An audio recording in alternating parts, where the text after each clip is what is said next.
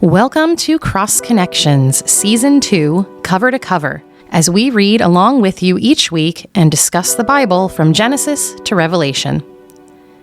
Join us as we discover how these stories connect us to God, to our inner selves, and to one another in a world that tries so hard to disconnect us. Welcome back, folks, and congratulations. You have completed now 4 books of the Bible. Genesis, Exodus, Leviticus, and now Numbers. Actually, you might have like a couple of chapters left to go, but we're gonna rock all the way through Numbers. So hopefully you are most of the way there. And if you're not, you'll catch the little last bit of us. So before we get started here on Numbers, let's talk about what Numbers is about. We have it called Numbers, but before we've heard that the way it's named is not always consistent. Mm-hmm. So what's Numbers about? Where is it from? Who wrote it? I think we've noted a couple times that a lot of the names so far remember we're in the Pentateuch, the first 5 books of the Bible, Penta, and we find ourselves in this 4th one here. And a lot of these books retain their Greek name. There's a long story there maybe we'll go into about the development of this book called the Septuagint. It's the Greek form of the Old Testament. So a lot of these books were given Greek names, and the one for Numbers is just Numbers because there's a lot of numbers in this book. Not as many as you would think, though. No. It's actually just censuses, right? And there's 2 of them. And there's 2 of them, which they kind of bookend the whole. Yeah, Rick, right. You've said a little bit about how this is really kind of the formative bookends for Numbers. Yeah, right? so you get this original census of the people who left Egypt, and you get the exact number. It's like 600,000 and some. Right. But of only, men. We're only counting men over the age of 20. Only over the age of 20. Right. And the children. So but not the Levites. some scholars look at this and say we're probably looking at like 2 million people here once you add the women and the children. And then you have another census towards the end of the book, and these are not the same people, right? Because the people from the original census, almost 99.999% of them have died out, and now this new group of people is now coming into the Promised Land. So everyone who left Egypt, almost none of them make it to the Promised Land, and so this new group of people, and so the whole thing takes place. It's a little hard to tell, but the whole thing, all of Numbers, takes place over the span of like 40 years. Yeah, right. Which that leads perfectly back into this conversation about the name, because in the Hebrew, the name of this book is, remember, it's usually taken from the first few words, and the first few words of Numbers are the Lord spoke to Moses in the wilderness. So in the wilderness is actually the Hebrew name for this book, which perfectly encapsulates the heart of this book, what is going on. It is a generation of people that are in the wilderness. And maybe, Rick, you can say about these 2 censuses, and all of the people in the first one die, and they just die because it takes a really long time to walk from... Well, part of it... Well, right. No, it doesn't. It's, a few hundred miles. Right. It should have taken them a couple weeks. They should have only been in the wilderness for like 2 weeks, right? Right. Yeah. And there's it's trying to tell a history, but there's also some metaphor here, and... we have each of us probably been in the wilderness at some point. And I don't mean like in the woods. I mean, just in a season of life that is really hard. Yeah. And, sometimes I guess they fly by, but most of the time those seasons of life feel like they drag forever. Right. And that things are, in one sense, things are lost in the wilderness, right? Like we lose things, or we get put into the wilderness because of a loss. But it's also those moments in our life that are really hard are also where we end up growing the most and form us as people. If each of us took the time to tell our life story, we would probably not just tell of the amazing things that happened to us, but we would tell of some of the not so amazing things that in turn shaped us into the people that we are. Right. So here we have Israel doing this really hard thing, and it shapes them into the people that are able to go into the Promised Land and govern themselves. Right. Yeah, that's a great point. Yeah, so this is as much as Leviticus was kind of laying down the law to, these are the rules that you're going to follow in order to be the people in this new land. You do get some of that in Numbers. What I thought was great about Numbers versus Leviticus is that you got some narrative story back. Yes. There were the numbers, there was the census, and a lot of names and counting of people and assigning of specific roles. And this real strict tribalism about like who's going to do what, which I thought was really interesting. But there's narrative as well. And you were saying earlier, Elliot, there's also poetry. Yeah, I think the thing that makes Numbers unique and fun at times, but challenging at times, is that it is not very unified compositionally and literarily. You mentioned Leviticus, where we talked about how Leviticus comes from this source we think of as the priestly source, right? That when we talk about the Pentateuch as Episcopalians, we do not traditionally hold that Moses wrote these first 5 books of the Bible, though there are Christians that believe that. We view, and I think Rick put it really beautifully in one of our earlier episodes, that there is a long compositional history here of many groups of scribes, of traditions brought together that really demonstrate God in beautiful ways of growth, of change, of seeing things in new lights. But the thing about Numbers, to tie that in, is you even see that just in this one book, that you'll be starting reading and you're like, oh my God, if you're me, oh my goodness, this is so boring. It's just names and tribes and it's just like, here's the laws that they need to follow and organizational stuff. And then like, bam, out of nowhere, you're hit with this beautiful poem that is like one of the most beautiful in scripture. And Natalee actually sung it last week, and it's from Numbers 6. It's the famous blessing that the Lord speaks to Moses. And this is Numbers 6, starting in verse 24. The Lord bless you and keep you. The Lord make his face to shine upon you and be gracious to you. The Lord lift up his countenance upon you and give you peace. And I think the thing that's really fascinating compositionally is traditionally scholars tend to think that these snippets of poetry we find in Numbers and elsewhere, we saw some in Exodus and Genesis, tend to be older, that these are rooted in deep oral traditions of this people and are passed down through generations and eventually inscribed. So I think that's just a really fascinating part of Numbers, is that you find this throughout. There's another one. I can't find it at the moment. I thought there was a moment. Well, I know there's a poetry moment like later on with there's like a prophet or somebody who gets hired by another guy. Okay. But we'll get into that. We'll get into that later. There is a part. It is around prophets. So you might also be thinking of this.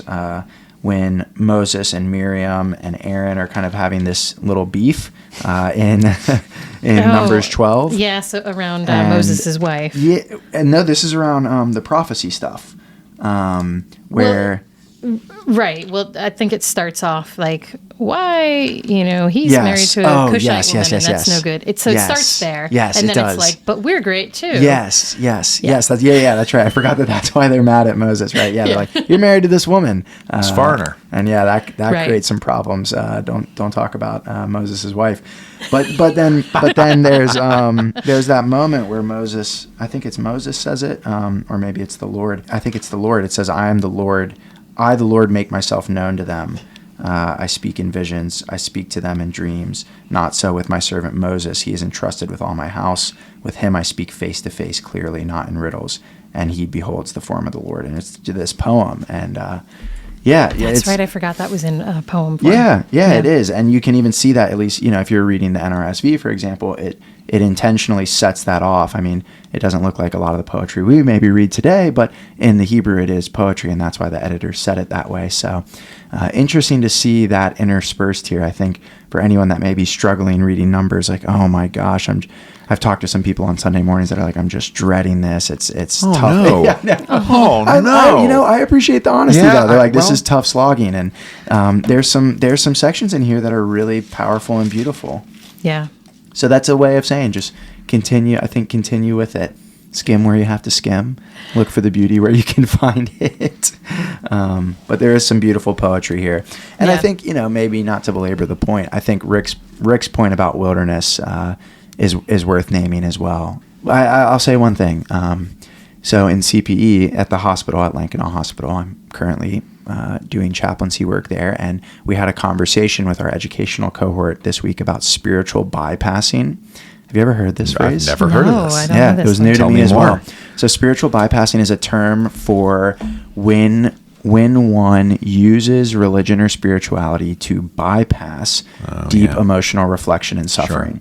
So, you take an example, someone's going through something.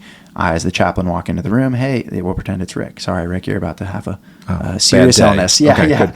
And I come in and I say, hey, Rick, how are you doing? And you go, oh, well, yeah, I'm great, Elliot. The Lord's got me. I got nothing to worry about. Right. And there's nothing wrong with a deep faith and a trust, but it becomes a problem, and this term spiritual bypassing, when there's no recognition or acknowledgement at all of like there's something deeper here. And I think Numbers is the Pentateuch's way of saying like we are not a people who spiritually bypass suffering and wilderness and exile and pain and grief. And remembering again, like, back to a prior story from a prior podcast, that the name Israel means to wrestle with God, and so our faith is not about bypassing the moments of pain. Right. Like, and then you get into the Christian story, and then we have the symbol of our faith is the symbol of suffering, the cross. And so as a Jewish people, as a Christian people, we do not just turn our back to suffering and pain and say, well, that's not of God, but the good day I have, tomorrow is of God. No, God's in it all. Yes. Yeah. And it's in those moments of the crucible, in the wilderness, where that are oftentimes defining for us as people. Right. Yeah. I'm glad you brought up Christian crucifixion, right? That I'm always struck. I think it's Luke, right? That when Jesus is raised, he still has the scars and the wounds and the holes. Even in glory, he carries the woundedness. Yes, there's not an erasure of the pain and the suffering that's taken place. I love this topic. So there's a lack of didn't make Jesus quote perfect, in like the way that we might imagine what perfect is like in some sort of we would think it perfect would be worldly way, all the wounds and scars are wiped away and we're just like fresh and clean. Part of glory is the scars. It doesn't. So what you all listening are not aware of is that as we're sitting here recording, right behind Rick's head is Jesus this is massive looming over us. Crucifixion. It is quite large. Painting. I mean, it's like 6 feet tall. Yes. So we are literally looking at Christ's pain and suffering as we record here. But the last thing I'll say about this, I have 2 Lutherans in my chaplaincy cohort, and actually in undergrad. Even though I went to a Baptist college, I had a Lutheran New Testament professor.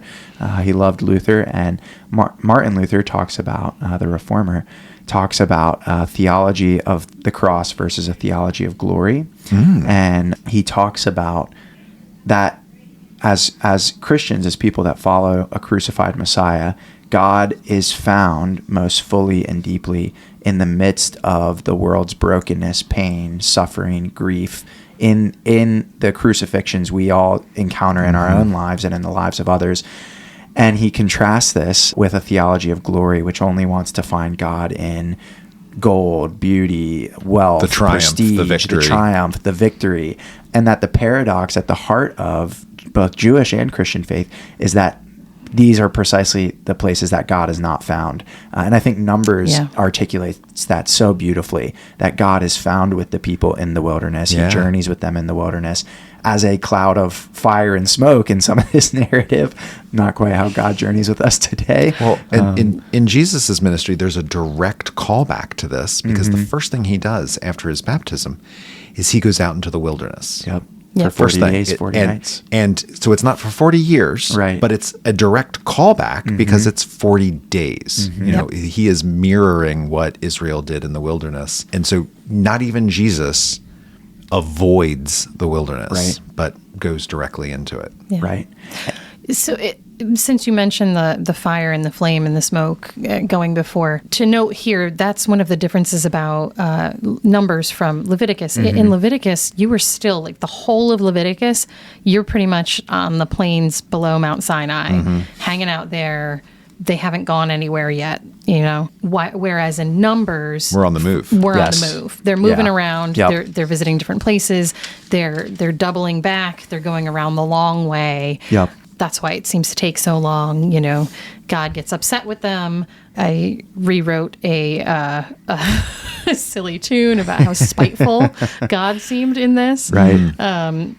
Wait till you get to Deuteronomy. Yeah. That's Oh, going to yeah. get amped up. Just wait till you get to Deuteronomy. It's so much more fun. Yeah. God smites people with fire and plagues and even an earthquake here in Numbers when they're complaining and not following God's law. And people, this is part of how the whole generation turns over by the end. Yeah. And is the crime fit the punishment? I don't know, but it's not because Israel was just innocent here. I mean, the reason these things come upon them largely is because what they end up spending a lot of time in the wilderness doing is complaining. Right. Oh yes, so much complaining. Over and over and over again until you have these moments where, I love this, like God and Moses are like two friends trying to like work it out. And one moment God be like, okay, I'm just going to smite these people. Right. And Moses is like, no, they're your people. And what would Egypt say if you destroyed this people who you saved? Right. And then like 5 minutes later, Moses is like, get rid of these people. Right. And then God has to be like, no. They have to talk each other off the ledge. Right. Yeah. Right. There's that line where Moses is like, I'd have to find it, but it's something along the lines of like, am I their parent that this should be my burden? Yeah. Oh yeah, that's when he's just over it. I wrote a note about that. That was in Numbers 11th, where the people were complaining about the meat. God was ticked off, and Moses was whiny. That's what my notes say. Reminds me of a lot of family car trips as a kid. Definitely. He needed a snack and a nap. That's what he needed. God needed a Snickers. God needed a Snickers. Moses needed a snack and a nap. What God gives Moses, though, is help. If you remember at that moment, that's when God says, well, bring me 70 people and some of the spirit that I've given to you, we're going to siphon off of you and we're going to give to them. Right. And they're going to kind of help bear the load. Right. Which is beautiful. Yeah. Which is beautiful. This might be the moment to reveal to those listening that we recorded a podcast on Numbers. We've been in our own wilderness. Dear listener, because we recorded a full episode on Numbers. It was brilliant. It was so brilliant. Good. Whatever cried. this episode is, it was 10 times better originally, and we lost it because of the SD card. And so we are recording for a second time because I was about to say like, oh, remember when I talked about this, but the listener would have no idea. No, they don't. Yes. But on this point about Moses, there's this, you can even read into the text, this sense of burnout of, you said, Rick, like 600,000 men, 2 million people. Moses is in charge as like a military leader, a religious leader, organizational leader of this entire group. And he's just done. And God provides these 70 elders to help him. And I thought about Susan Ironside's sermon at your institution. And for anyone that was there and for those that weren't, she talked about how this is something that people who work in ministry feel deeply and intimately, this sense of imposter syndrome, this sense of like nothing is enough, I can't do enough. And to me, this was such a beautiful picture of the way that there is provision, even in the midst of that, of community of people that come alongside you and support you. So that passage really struck me of those 70. Yeah. There's also this, related to that, there's this leadership shift in Numbers, which we have these 70, but we also have, Moses learns here that he's not making it to the promised land, right? Yeah. And so there's not only 70 other people who are going to be doing some of the work, but there's a new leader, and that's going to be Joshua. And it's helpful to sort of reflect back on Moses's role, which is utterly unique because he's like part priest. He's a priest before anyone is ordained a priest. Mm-hmm. He's a prophet because he's speaking directly with God. Yep. He's a military leader. He's just your standard organizational and social leader. Right. He's a liberator and an ambassador going to Pharaoh to negotiate how to get the Israelites out of there. And Joshua, who becomes the new leader, isn't a leader in the same way that Moses is. So not only is there a change in leadership between one person and another, but a change in the mode of leadership. Joshua isn't also going to be a priest and a prophet and this and that. He'll be a big military leader because that's going to become important. And it's probably fair to say, don't you think, that I feel like on equal footing is Abraham and then Moses, to your point. Like Moses is foundational and significant. And then really after Moses, I feel like there's no one until maybe David. And I feel like you could maybe put David in that category. Yeah. And then after that's it. I mean, these are really the central figures of the Old Testament. Of the Old Testament, yeah. Unless there's someone I'm forgetting off the top of my head. But it feels like until David, there's no one of significance that is, and even David, he's not to the level of Moses. It's not the level of Moses. I feel like that's only really Abraham and Moses. No, I mean, he becomes a new form of king. Right. He's also a shepherd. Right. He's also a musician. Right. And he leads the Ark of the Covenant in while he's There's dancing before the Lord. Of the temple in David's time, but it's, at that point, it's not as intimate as it is with Moses, right? No. Right. And Joshua doesn't get that level of intimacy either. As you were saying in that poetry, in that incident with Miriam and Aaron and their complaint against Moses and that beautiful poetry, it's describing that very intimate relationship there, that seeing face to face. Oh, that reminds me of that passage that's later in the New Testament. That is unique to Moses. And Joshua doesn't get that face to face relationship. No, he doesn't. Will not. You will find. No, definitely. Which I'm glad you referenced. If we could transition to this topic, I'm glad you referenced that passage later in the New Testament, because it's 1 Corinthians 13. Right. I think it's 1 Corinthians 13:12, where Paul says, "Now we see through a glass or a mirror, dimly lit or darkly, but soon we will see face to face and be known."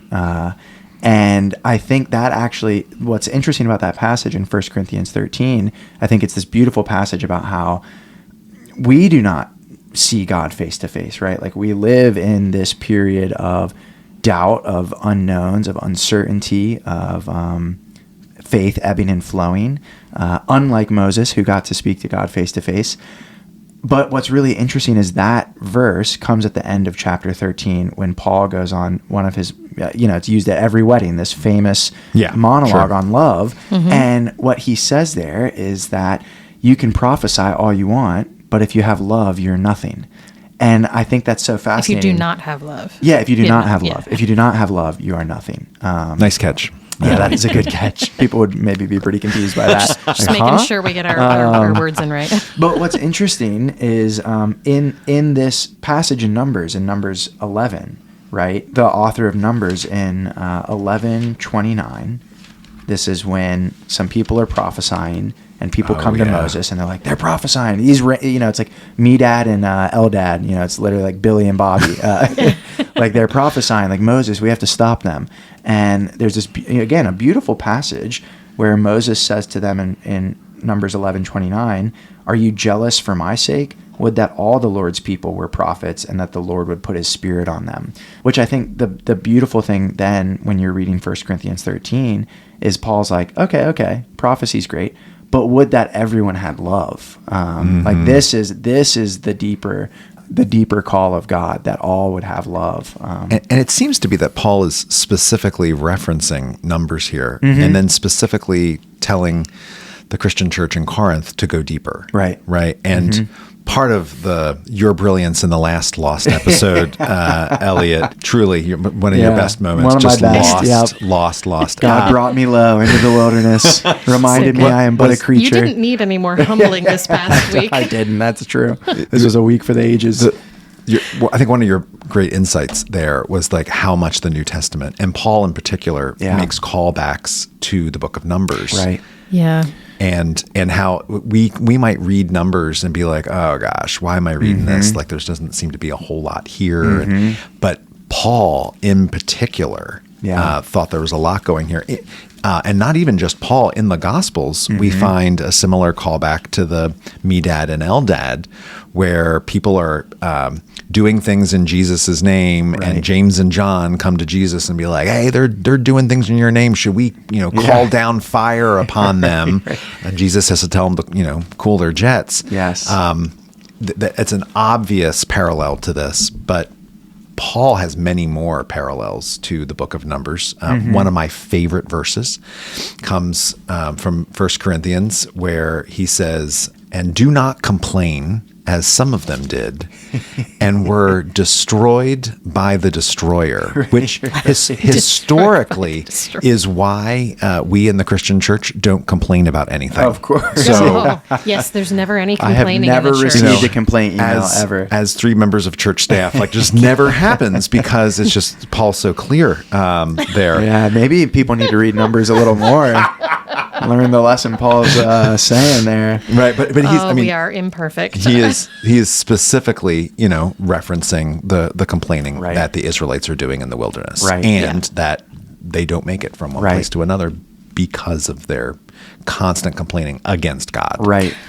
And sometimes they get a little bit of what they want, but not in the way they expect it. Like there's that whole moment about we should just go back to Egypt. And he's like, all right, well, you'll go back by the Red Sea again. Right. But you're not going to make it to the promised land. But your kids will. You were worried your kids wouldn't make it, but your kids will make it, but you're not going to. Or there's the whole, we want meat. Okay, I'll give you so much meat, it'll be coming out your nose. Out of your ears and nose. Right. So much meat, you will never want to see meat again. Yeah. God's a little petty. God's a little petty on that one. Well, it's like he's a parent dealing with a child. I mean, and it's like the the kids in the back seat on the long cross country ride, and like the dad has to constantly be like, all right, I'm coming to make me come back there. Right. And that's the relationship that God and Israel have at this stage in their relationship. Right.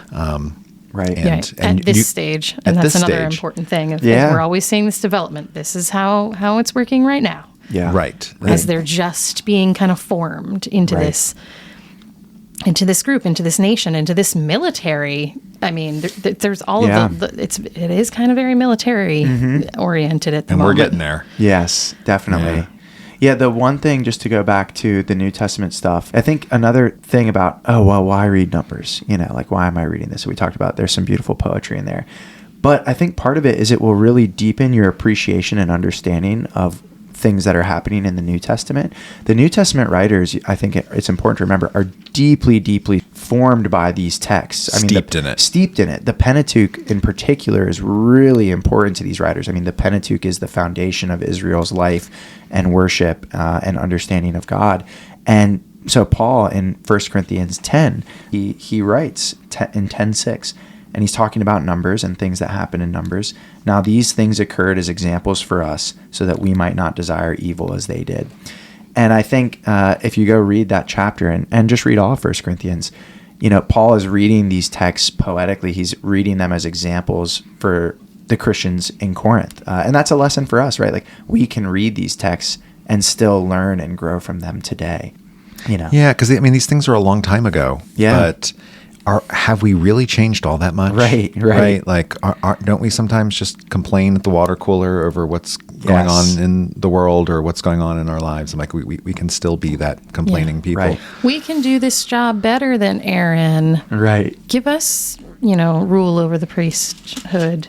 No earthquake. I feel like we can't leave Numbers without talking about a talking donkey. Right. Yeah, right. Oh my goodness. Yeah, yes. second half of and Numbers. the red cow, the red heifer that we It's a little referenced weird. at some point earlier. It's a little weird in there. Yeah. So the red heifer, just real quick, like they needed it to consecrate holy things. You can't have a holy tabernacle or then a temple, and which is why today there's no temple in Jerusalem, but there's a movement that would love to see one. And so there is a farm somewhere that has a family of red heifers ready, so that if there's a real estate transaction and the right people get the Temple Mount back again, they can start knows. You can never predict consecrating what's going to things and then start killing things again. So that's the red heifers found in Numbers 19. Balak, Balaam, and the donkey, which just starts talking.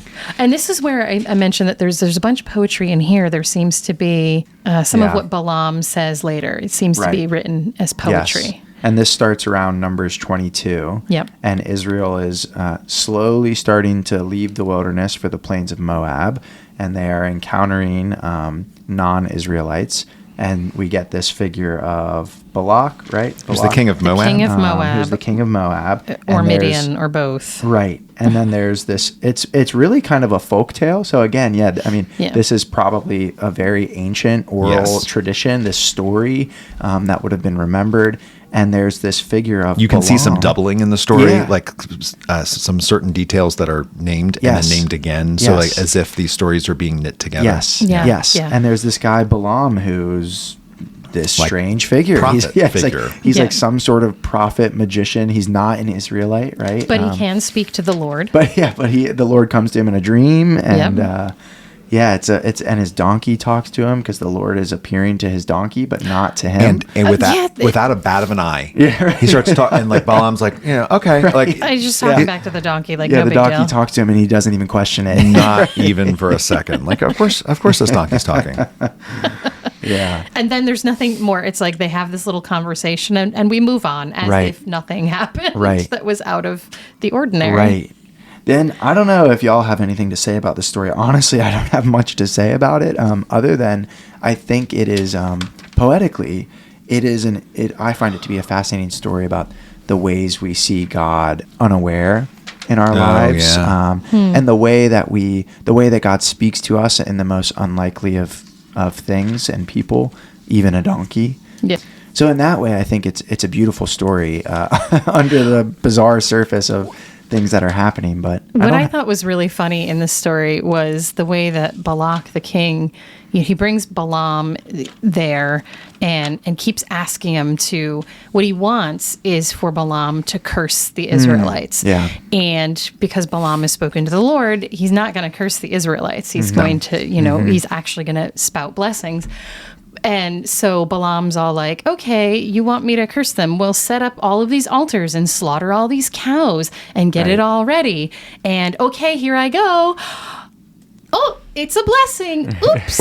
And then Balak Surprise. is like, oh, no, wait, no, you have to curse them. Let me bring you to a different location. He's like, great, bring me to a different location. Set it all up. All the altars, all of the dead things. And then, oops, I did it again. I've done another blessing. And he does this like 5 times. Yeah. And it's so ridiculous. It is ridiculous. Oops. Yeah. Oh, I thought that was a curse. My bad. Oh, no, I messed up again. Who's the one on Peanuts that keeps pulling the rug? Lucy taking the football away from That's exactly right. That's Balaam. Yeah. so like what he's Right. doing. That's Balaam. Kick it this time. Yeah, it's gonna be fine. Balaam doesn't make it out of the numbers either, though. No, he doesn't. He gets implicated in the women of they spend quite a bit of time by Moab, Midian, whatever, and the women start of the place start to intermingle with the men, that's a no-no. Then bring their worship with them, and that became a big no-no, and so Balaam got implicated in all of that. Yeah, it's if you read beneath the surface of, sometimes it can sound a bit dry, but it's kind of like Game of Thrones, honestly. Totally. It got real bloody by the end of this in an uncomfortable way. Yeah. And really, I'm joking, but you mentioned the military organization, and I was talking to a parishioner about numbers, and they were like, what's the deal? What's up with the tribes, and they have to be organized a certain way. And I was telling them, I was like, you have to remember that in a lot of ways, this is a preparation for military adventure. They are entering into a land to take that land as a nation, as a military force. It's very different than how we maybe think today. Everything was intertwined of culture, religion, government. And this is what they're prepping for, and that's why they count only the men. That's why this is significant. I'm getting ahead of myself, but we'll get into this quite a bit in Deuteronomy, and there's actually some lines where God talks about how he chose the people of Israel as a weak people, as a people that were not numerous, to defeat a larger group of people to show his might. So we'll talk about that more, but that's really the preparation that's happening here. And there's a lot of political, Balaam doesn't make it. Right. People get head to the axe. There's the one guy that gets stoned for picking up sticks. On the Sabbath. Yeah, he was collecting sticks on the Sabbath. He didn't make it out of Numbers. No.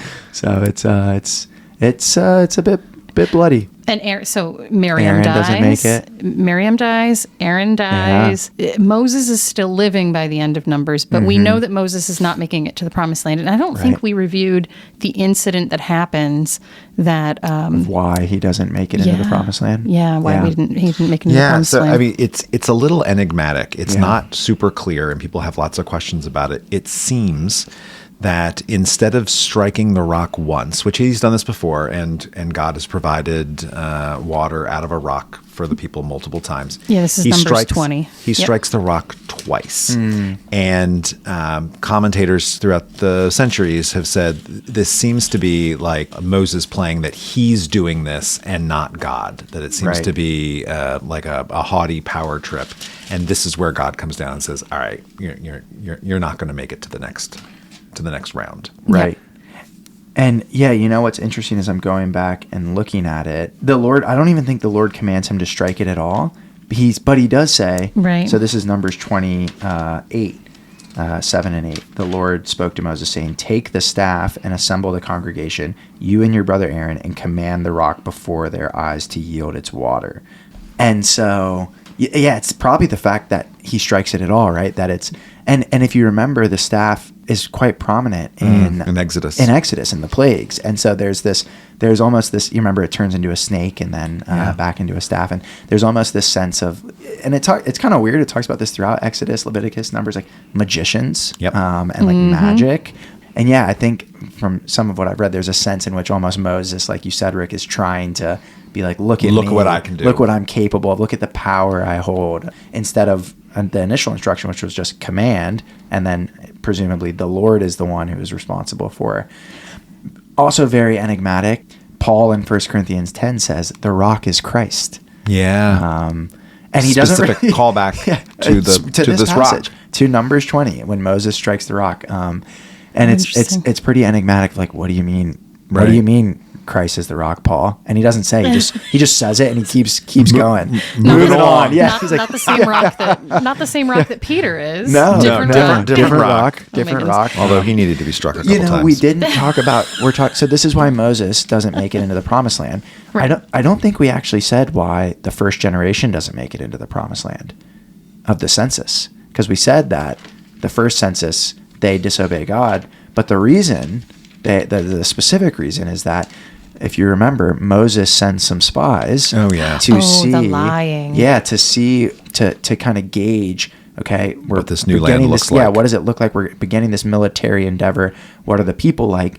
And the spies get really scared, and they come back and they give this report that's false, where they say, they're giants and they're scary and they're huge and we shouldn't fight them. And the land is terrible. Well, the land was okay, but we're not going to make it. And Caleb is the one who's like, no, we can do it with God. We can do anything. Right. Joshua also was not on board with the lying. Right. And so that's why they're the only two who are allowed to then enter the Promised Land. And the rest, because the rest of Israel says, then we can't do it. We can't go. Like, let's just go back to Egypt. Like, what are we doing? Let's go back to Egypt. Let's go back to Egypt. Yep. Yeah. And so then the Lord is angry. The Lord wants to smite the entire generation in that moment. And then Moses intercedes on behalf of Israel and saves their lives, but, only temporarily. That whole, the Lord is slow to anger, right? Yeah. Moses reminding God of God's self. Right. Yes. I don't want to get out of Numbers without talking about Zelophehad's daughters. Yeah, go ahead. To wrap us up, it's a beautiful moment that there's so much law that comes in Leviticus, Numbers, Deuteronomy, that just comes from on high, and you're not sure, like, why is this law being, like, why do we care about these fibers, and why do we care about where someone's sitting and all of that. Right. But here we have a particular law, some rules being set out, and it's so clear that they're just trying to figure it out. So Zelophehad dies, and he leaves a bunch of daughters, and this whole section is about parsing out the land to different families. Right. And these women, not men, say, our dad isn't around. We don't have any brothers. So if you don't give us... And they're not married yet. And they're not married. If you don't give us land, our family's just not going to have anything. Yeah. And everyone's like, where do we go? That's a good point. Yeah, okay. right. So you guys can get some land. And so they give them land, and that all seems well and fine until we get to the very last section of Numbers. Like the very, very end of Numbers. The very end of Numbers is the Israelites bringing this up again because someone has realized there's a problem. Because if they start marrying people in other clans of Israel, then their land, the land of the other clans, will start to go away. It would pass then to the other tribe, to the husband's tribe. And so then there's like, oh, good idea. We shouldn't do that. And so Zelophehad's daughters, they can marry, but they can only marry within their tribe. So their tribal lands don't go anywhere. Yeah. It reminds me of what happens here at work. Where we at St. David's, we go, okay, this is what we're going to do. And then like 2 days later, someone comes by and is like, I'm not sure that's a great idea. And we go, oh, you're right. That's not a great idea. Let's do something else. And they're very clearly. We forgot to think about like, if we're going to change that schedule, what does that do to this other thing that happens? Right. Yeah. Right. We need to think that out. Okay. Well, if we're going to do this, then we're going to have to do that. Right. Yeah. And that like trying to figure out is crafted into the story of God. Like we don't just know all things. Sometimes we have to figure it out. Right. And sometimes it's trial and error. Right. Yeah. And that's all right. I can't remember if we mentioned this in a previous episode or if it was when we recorded this episode the first time. We talk about how, I think it was probably in Leviticus because it was about circumcision and how, later on they're trying to figure out what to do and whether or not people have to be circumcised. And James is like, well, it seems right to us and to the Spirit. That's right. To do it. So it almost feels similar. And, let's give it a go. In these instances in Numbers, they do actually ask God, hey, God, what do you think? And God says, yes, the women can inherit. And yes, they can marry whomever they like, but only within this tribe. Yep. Well, I think to the last comment on that is to say that it's a great reminder that holy spaces, religious spaces, are not spaces, despite what some might think, of unmediated access to God, of perfect knowledge, right? This all goes right back to that 1 Corinthians 13:12 quote, "For now we see through a glass dimly lit." And there is, because of that, I said in the forum this past Sunday, churches are very human places. Yeah. And dialogue is essential. And to your point, Rick, it's a beautiful thing that this entire book ends with emphasizing the importance of this dialogical process between the community, a situation, and God. Because, as you pointed out, we still have to do that today. Yeah. So it's a good reminder. There is some civil discourse that goes on here. Yeah. These people have some beef, and they don't shove it down. Right. And like, we're not going to talk about this because, we just need to be polite. Yeah. Or they're not going to go and start a war. Right. We're going to bring it up. Yep. Let's talk about it. We're going to mediate. And then we're going to figure out the best way forward. Definitely. Yeah. Huh, man. It's almost like people can come practice doing that here on Sunday mornings. Wow. Well, and hopefully, within the community at large. Yeah, absolutely. Yeah. So, so this is how we end Numbers. We've figured out how we're all going to live together. One generation has passed away, and the next, mostly, and the next generation is about to move on, in theory. Across the Jordan. On to Deuteronomy. And then we're on to Deuteronomy. And we'll have to see what we're about to end gift. the Torah. Yeah, I know. That's right.